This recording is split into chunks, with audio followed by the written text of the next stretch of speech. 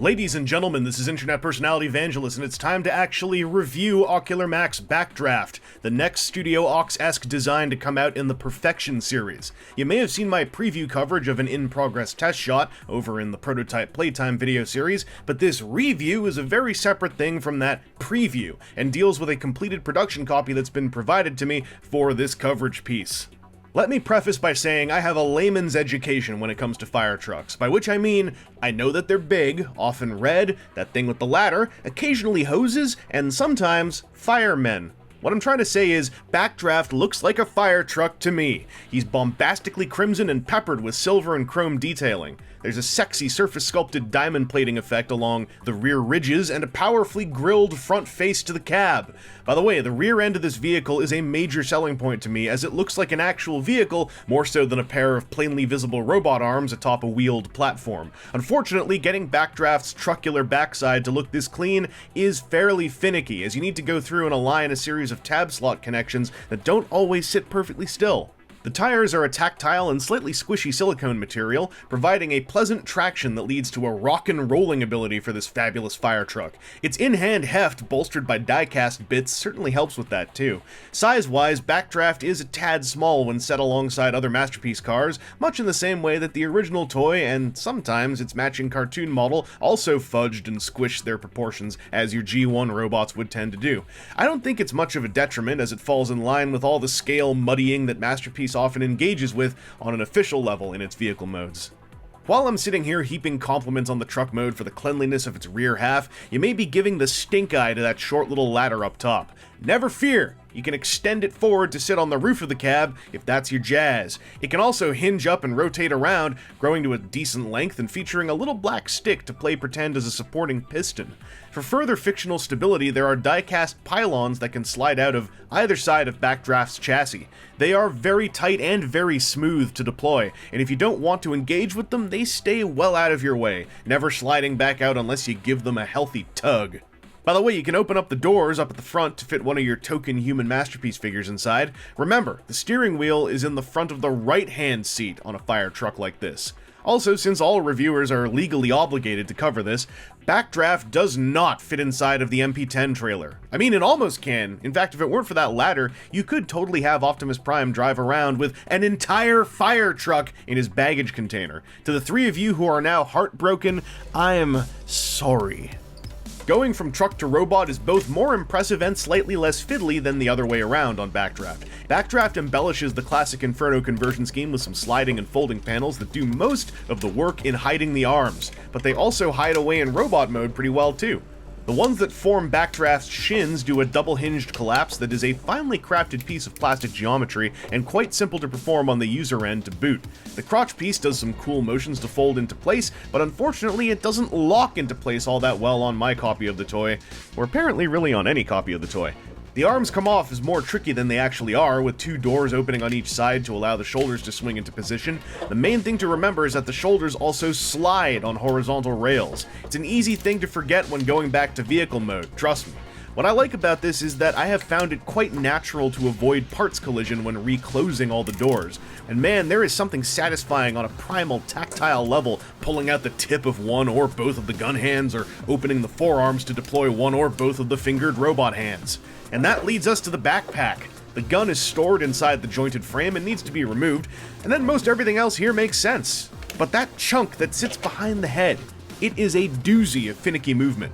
The white wings are on just enough different folding and swiveling pieces to easily cause a frustrating and noisy brain fart. And if you don't realize you need to push the two sliding panels forward a little bit first, you'll never get that ladder assembly folded down. On the bright side, once it's done, the rest is cake. Though you may have some trouble getting the multi-part tabs to lock into the slots on either side of Backdraft's neck the first couple of times through the process. So maybe it's more like tough cake. With the anime-esque Studio Aux-tinged G1 toy over G1 toon aesthetic that Ocular Max has gone for here, Backdraft stands as a tall and ever so slightly sleek big red robot.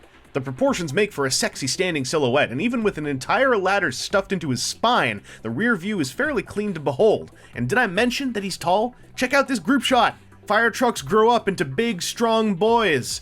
Backdraft's reds are strong and his use of metallics and chromatics look very swish in person. The paintwork on mine is generally on the ball, though I've heard some other folks have had some misfortune with little details like vehicle lights. There's some oomphy die-cast chunk in this guy, primarily down in his feet, giving him a solid standing base along with a zinc fetish satisfying hefty hand feel. There are two head sculpts, and given the already toy-centric look of the design, I am a much bigger fan of the toy referential option. The ears unfold a little bit in transformation, and the face is joyfully Diaclone. It's not to say that the cartoon head is badly done, but the triple mohawk and friendly smirk just don't do it as hard for me.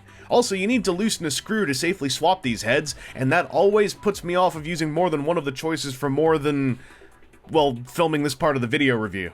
Backdraft's gun slides to extend its barrel and uses a good old-fashioned palm slot connection to tab into the waiting grasp of either hand. It works well enough, though the tolerances are a little rickety. Not Masterpiece Lambor bad, but don't be surprised if a bump is enough to knock the weapon loose. Regardless of whichever head you're using, Backdraft has a ball socket connection, which means he can look around. He's got a lot of up-look ability, and then just a touch of down-look ability, and the barest hint of waggle. So there ain't much quizzical tilting going on up here. His head wings can also move around. They can flap, they can sag, forwards or backwards, they can wiggle. This basically means they can get out of the way of the shoulders, which is the cool bit. As for those shoulders, there is clickiness when going back and forth. There is a hinge inside the shoulder, like a black plastic hinge that I'm going to focus in on even. That is one part of the movement setup. It's a little bit loose. For tighter movement, or to add to this, there's another joint up here, which is the wraparound stuff. That's way tighter than this black joint. I would almost say use this, and then occasionally like use that if you have to, but this works like a bajillion times better. There's a clicky bicep swivel, a double jointed elbow with a definite amount of curl. That makes me real happy, because this isn't used at all for transformation, so this is all specifically engineered just for this robot. And then, depending on which hand you want to use, like it doesn't really matter, because there are hands on, you know, both sides. You've got yourself a wrist joint for some left and right swivel. You've got finger joints. These three fingers have a single joint at the knuckle, and they're sculpted curved. The pointer finger has a knuckle joint and an individual joint in the middle, which honestly doesn't really accomplish a whole lot. Like, you can kind of point, but it's a little bit too curved for that. Just a touch. I think this could have been straight and not lost anything when curling up, because unfortunately, even though there's a ball socket thumb, this hand does not do a super great fist. You can curl this up. Thanks to this index joint, you can actually curl the upper index finger a little bit more, and you can get the thumb over the fingers like this, so it's kind of fist-like. But it's got, whether or not it's thematic, right? It's kind of got that Masterpiece awkwardness when not holding a gun. In the torso, there is a delicious midsection joint, and that just does all kinds of things that make me happy. I love it. There's a waist cut as well, but this is some of the business. And there's even, like, you can see that chrome bumper piece, like it's sucked up in there. It's very pleasant. Down here on the crotch, there are good things and bad things. Really, the bad thing is that the crotch plate doesn't lock in very well. Like, there's a tab and a slot, but it doesn't tab in super tight. Unless, weirdly enough, you move the two skirt parts up, then I find it tabs in more solidly. So I believe that the culprit may well be these little sculpted lumps here and here atop the moving skirt bits. I wonder if you were to file them off, if this would hold together a bit nicer. I don't really want to do that myself, but I'm curious. The hip itself now is a powerful, clicky, super tight joint. Like, this is like hold the whole figure up by the thigh at least. Or, you know, you can hold the whole leg up. Like, the knee is what will sag, if anything's gonna sag. There's just a friction joint going outwards, but it holds pretty tight too, unless I shake him like that. Let me stop shaking him, because I've got this guy to do a high kick, and I think I can do it again, yeah. So as long as you aren't, like, trying to make it sag, this works pretty well. If you shake it a whole lot, like, yeah, it'll fall down. There's die-cast in his feet. The thigh swivel is clicky. I don't really know why, but I like it. There is a double-jointed knee. Moves in two places. This is much tighter than down here, kind of like with the shoulders. One of these is really tight, like this top joint, very stiff. Then the bottom joint, it's not like super loose, but it's a lot less tight. Mine were a little bit looser than this, but I found that here and here, you can see those screw holes. I gave those two screws a little bit of a quarter, not even a quarter, like a 1/8 of a twist. And I found that helped a lot, but definitely, this joint is a lot less tight than this upper joint. Finally, the feet are glorious. For the transformation, they can pull out. That doesn't really do much other than help with the transformation, but they can tilt down as far as you want. They can tilt down so far that, like, you know, I don't think you'd ever use that, but you can do it. And they can move backwards more so than forwards, but for going forwards, instead of the whole foot moving forwards, you get the thing that you don't get on a lot of Masterpiece toys, friggin' toe joint, which I handled that early test shot. This made me happy. It still makes me really happy, because he can use that toe joint to just about any degree you want. Often just a subtle one, but it adds a little something to this. And it never messes with his balance, because it's still like half of his foot, and his foot's already a giant plate.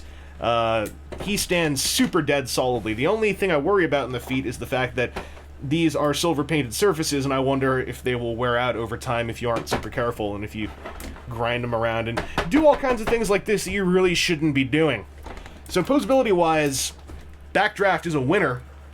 I think even more so than Sphinx, and I think this is, I mean, out of the two figures, or two major designs out so far, this is becoming, to me, Ocular Max's thing. It is a Masterpiece-alike figure with what I would call SH Figuarts styles of depth of posability. Not necessarily like literally Figuarts hips, but the number of certain points being accounted for. It reminds me of Figuarts. The fact that, you know, this guy has an ab joint like Sphinx, that this guy has a toe joint, which Sphinx didn't have. Every single major limb joint is accounted for. The head has got range outside of just twisting left and right.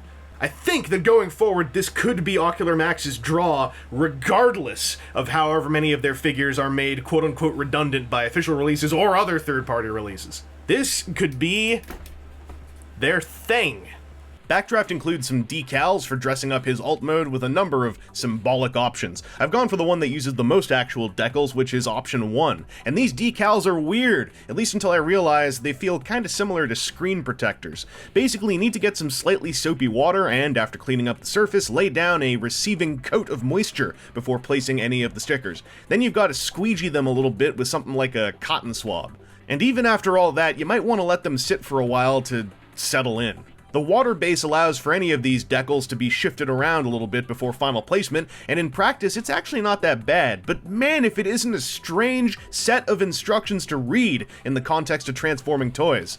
Thankfully, 2 sets of stickers are provided to alleviate the feeling of risk at least a little bit. Also, there's a red decoder sheet, so you can see Backdraft's vaguely confusing statistical graph. Yeah! Also, spoilers!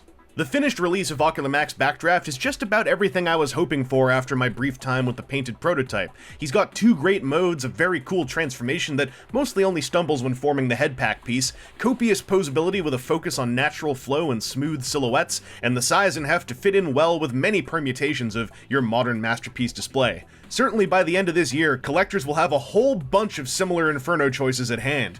Backdraft is no categorical king of the hill, but I feel that he stands strongly in his chosen fields, going more G1 toy than G1 tune, having a clean fire truck mode, and did I mention that delicious posability? I've not messed with Make Toys, X-Transbots, or Takara Tomi's own efforts as of this recording, but Backdraft does satisfy many of my own personal preferences. Really, the main negatives for me are the parts of the fit and finish that didn't quite come together. My copy is fine for the most part, but even though he feels more solid than Sphinx, he still doesn't have that particular Mastermind Creations reformatted refinement. There are still friction joints in the shoulders and knees that are looser than I'd like, and the lack of a solid click lock in the pelvis piece is a huge bummer. The overall QC on mine is otherwise fine, though. Check your local feedback threads once North American distribution gets fully underway if you're really worried. And keep up with Mastermind Creations updates, as it does sound like they're acting upon some of the bigger problems like the pelvis. Whatever the case, I'm quite impressed with the design of this guy, and have got to give props to Jessalyn for her solid work on bringing Backdraft to life. This is her first full figure to be released in Ocular Max, and it leaves me looking forward to what she does next. It also leaves me hoping we can put a few more identities to designs in this series. Anyway, this has been Internet Personality Vangelus, and I hope this video has helped you in your backdraftical considerations. I also hope nobody noticed my moments of self-plagiarism. What? You think you can find them? Bring it on, Hammerschmidt! You're not the editor of me!